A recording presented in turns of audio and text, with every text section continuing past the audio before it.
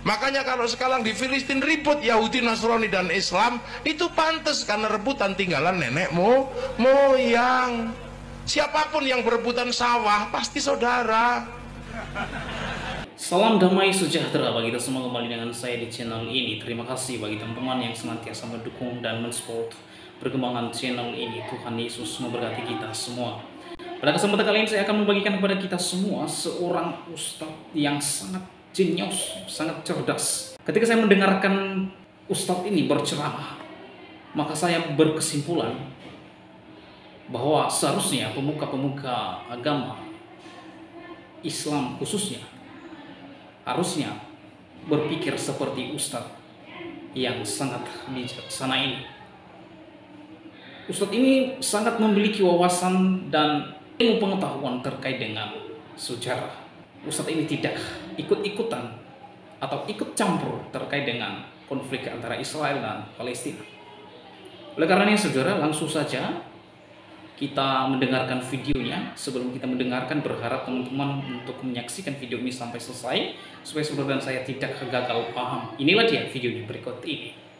Kerajaan Tuhan namanya kardinal di mana-mana. Sekarang di Indonesia ada pemimpinnya namanya Romo, tempat ibadahnya namanya gereja. Itu adalah Bani Israel sisi sana. Tapi Nabi Ibrahim juga punya putra namanya Nabi Ismail, melahirkan generasi besar namanya Rasulullah Shallallahu Alaihi Wasallam. Lah kita sekarang ketemu. Nah kalau ketemu bagaimana? Kamu kelahi lagi? Tidak, Allah sudah menyelesaikan problem antara Bani Israel sama kita. Diselesaikan oleh kapan? Rasulullah ketika Isra Mi'raj. Satu, kiblatnya kembali kepada Masjidil Aqsa, kita kepada Masjidil Haram. Minal Masjidil Haram ilal Masjidil Aqsa. Maka jangan ribut, sana kiblatnya sana, kita di sini. Makanya kalau sekarang di Filistin ribut Yahudi, Nasrani dan Islam, itu pantas karena rebutan tinggalan nenek moyang. Siapapun yang berebutan sawah pasti saudara. Kalau pematangnya baru tetangga. Jadi Palestina itu punya 3 agama. Jadi kalau ribut di sana nggak usah ribut. Wah itu hancurkan Pak. Ya kalau sekarang di sana yang menang ya yang pinter. Nah berhubung sekarang yang pinter Yahudi, ya Yahudi yang menang. Lah kok bisa? Lah Yahudi sudah mikir rembulan, kamu malah ribut celana cingkrang. Kan kejauhan mundurnya. Yang sana sudah berpikir tentang nuklir, kamu kembali berkuda dan memanah. Yang di sana sudah memikirkan bagaimana sistem perdagangan dunia, kamu masih ribut urusan jenggot. Ini kan susah. Sana sudah menjelajah, ketemu dengan umat seluruh dunia.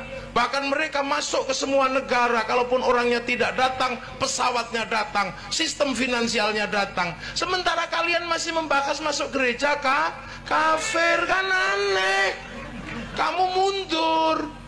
Kamu masih ribut orang bawa tumpeng ke gereja musyrik lah, kan kamu aneh. Mundur, jangan kejauhan nak. Mundur itu dikit aja, jangan jauh-jauh. Kalau kamu katakan orang masuk gereja itu kafir, kasihan kaum muslimin yang jadi cleaning service di gereja. Sudah bukan waktunya. Habib Umar bin Hafid biasa mengucapkan selamat Natal di gereja sana. Padahal setiap hari perang. Kamu kurang yakin dengan kealiman Habib Umar bin Hafid. Kamu masih kurang yakin dengan kemuliaan beliau.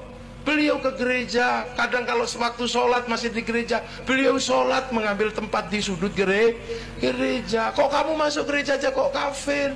Kamu maunya apa? Apakah kamu mau bangsamu ini semakin mundur, agamamu semakin terpuruk?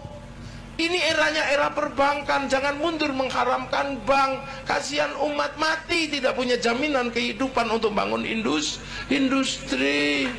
Jangan.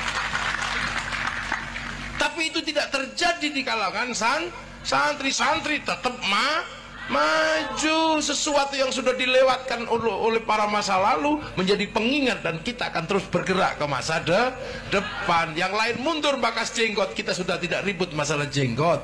Yang lain masih membahas celana cingkrang, kita sudah tidak ribut masalah celana cingkrang. Yang lain masih ribut tentang bunga bank, kita udah nggak ribut karena kaum muslimin nggak bisa pisah dari bank. Kenapa? Pergi haji pakai bank, baca Quran butuh bank. Karena percetaan Quran utang bank dulu sebelum dibeli sama negara. Nah, kalau kamu nggak suka bunga bank, ya jangan diambil bunganya kalau kamu nggak yakin. Tapi jangan kau haramkan bank, karena bank dibutuhkan oleh kehidupan manusia baru. Ibarat kamu punya istri, kalau cuma mulutnya yang cerewet, ya mulutnya jangan dipakai. Nah, teman-teman, bagaimana pendapat dan tanggapan saudara setelah menyaksikan videonya? Oleh karenanya berharap saudara boleh berkomentar di kolom komentar, berkomentar dengan bahasa yang sopan, berkomentar dengan kata-kata yang membangun, yang baik, yang positif, serta kata-kata yang mengedukasi kita semua.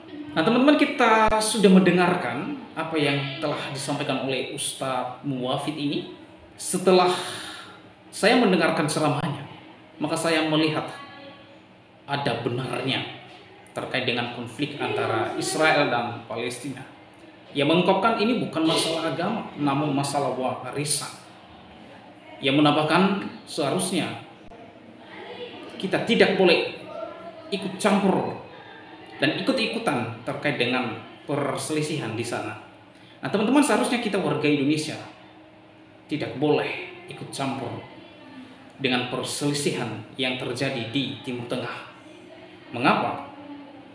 Karena jelas permasalahan ini bukan permasalahan terkait dengan keagamaan, namun terkait dengan warisan dan tanah yang mereka duduki saat ini. Mereka bertahan bahwa tanah yang mereka duduki adalah milik mereka sendiri. Nah, teman-teman, sama halnya dengan Indonesia. Indonesia di mata dunia mayoritas Islam. Namun di dalamnya tidak semua agama Islam, saudara. Ada beberapa agama yang ada di Indonesia ini. Ada Kristen Katolik, ada Islam, ada Buddha, dan ada Hindu, dan yang terakhir adalah Konghucu. Nah, begitupun juga yang di Palestina. Tidak semua agama Islam. Di Palestina ada agama Kristen, Katolik, Yahudi, dan Nasrani. Begitupun juga di Israel, saudara. Ada juga Kristen, ada Islam, ada Katolik, ada Yahudi, dan Nasrani. Pertanyaannya, lalu mengapa mereka ribut dan berselisih terus-menerus? Teman-teman, kalau mereka mengerti atau kita mengerti sejarah, jelas tidak mungkin saudara dan saya memperkeruh situasi yang ada di sana dengan mau pergi berjihad di Palestina atau ikut campur memerangi Israel. Tidak mungkin. Jadi apa yang dikatakan oleh Pak Ustadz ini sangat mengedukasi kita, sangat baik untuk dicontoh oleh para penceramah-penceramah, para ustadz ulama dari sisi Islamnya. Ya, begitupun juga dari sisi Kristen. Kita harus memahami apa yang terjadi di sana. Kita tidak boleh dukung-mendukung. Kita tidak boleh mendukung Israel. Kita tidak boleh juga mendukung Palestina. Itulah Kristen. Namun Kristen di sini adalah netral dan saling memperhatikan baik Israel dan juga Palestina. Ya. Jadi orang Kristen tidak boleh memihak. Orang Kristen tidak boleh dukung-mendukung. Namun orang Kristen harus mendamaikan, dan itulah Indonesia harus mencari solusi penengah pendamai, bukan mengutuk, bukan memihak, bukan mendukung konflik.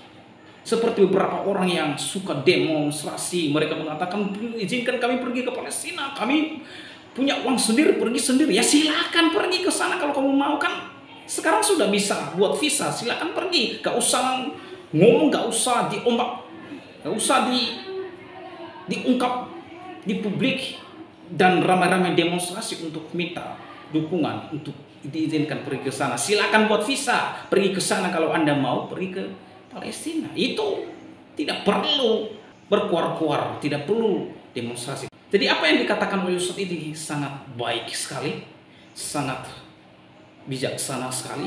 Ustadz ini perlu dicontoh oleh para ulama, ustadz, dan penceramah-penceramah dari sisi Islam. tidak ikut campur dan ikut-ikutan konflik antara Israel dan Palestina, karena ini murni mereka ribut dan konflik untuk menduduki tanah yang menurut mereka milik mereka sendiri. Nah, itulah kita seharusnya Indonesia melihat itu, bukan mengutuk seperti yang beberapa pemimpin negara ini mengutuk Israel. Lalu kejahatan Hamas pada tanggal 7 Oktober itu, di mana memakan korban dari Israel lebih dari 1.400 orang, pemimpin negara ini tidak mengutuk kejahatan Hamas. Ketika Israel membalas, lalu yang dikutuk adalah Israel. Ini sangat tidak nyambung sama sekali. Ini sangat tidak adil. Dan di sini kita melihat bahwa ada indikasi para pemimpin ini untuk mendukung Hamas. Ya. Kita tidak boleh atau mau adanya penjajahan di atas dunia.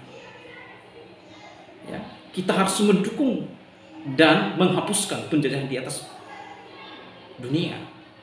Tapi kita harus bijak untuk melihat situasi dan kondisi yang terjadi antara Israel dan Hamas. Presiden Palestina menegaskan bahwa Hamas tidak mewakili rakyat Palestina. Jadi mengapa pemimpin ini mengutuk Israel? Mengapa tidak mengutuk Hamas? Nah, ini pertanyaan yang perlu kita pertanyakan kepada pemimpin yang tertinggi ini.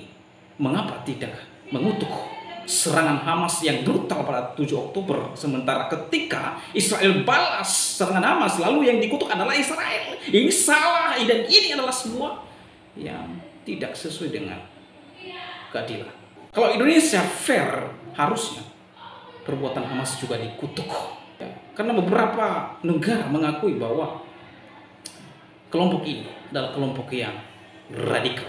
Jadi oleh karenanya, berharap video ini ditonton oleh para pemimpin tertinggi Indonesia ini harus bijaksana di dalam mengambil keputusan. Oleh karenanya di akhir video ini saya memberitakan good news, berita tentang keselamatan bagi kita semua. Keselamatan dan kehidupan yang kekal hanya ada di dalam Yesus Kristus. Itulah sebabnya di dalam Injil Yohanes pasal 14 ayat 6 di sana dikatakan, "Akulah jalan kebenaran dan hidup. Tidak ada seorang pun yang datang kepada Bapa kalau tidak melalui aku. Sebab keselamatan tidak ada di dalam siapapun juga selain di dalam Dia. Sebab di bawah kolong langit ini tidak ada nama lain selain yang diberikan kepada manusia yang olehnya kita diselamatkan." Itulah sebabnya Allah sangat meninggikan Dia dan mengaruniakan kepadanya nama di atas segala nama. Nama Yesus, nama di atas segala nama.